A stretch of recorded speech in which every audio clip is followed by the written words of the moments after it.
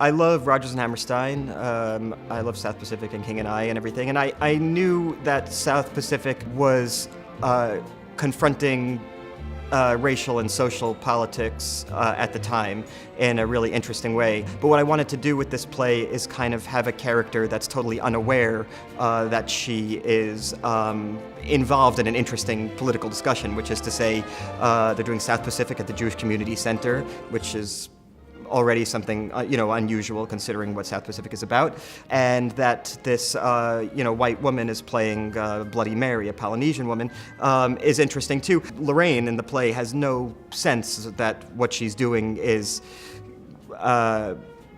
socially or racially unusual, irrelevant. In fact, she even has kind of these comments that show her great insensitivity. Like there's an Asian guy playing Joseph Cable, and she says to that Asian guy, who Nico plays, what's great about having him around is he can give us insight into the exotic Asian experience, so we can kind of better understand our characters in the play. The other thing I liked about South Pacific is there's a kind of dreamy element to it and this fantasy element to it where Bloody Mary's character, thinks about this island, and this kind of, fantasy, dreamlike island.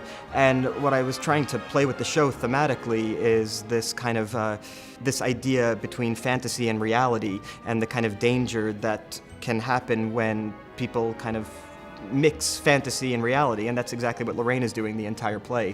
Towards the end of the play, she does it with really tragic consequences, but I liked the kind of dreamlike element that Bloody Mary has, and so it was a perfect mixture.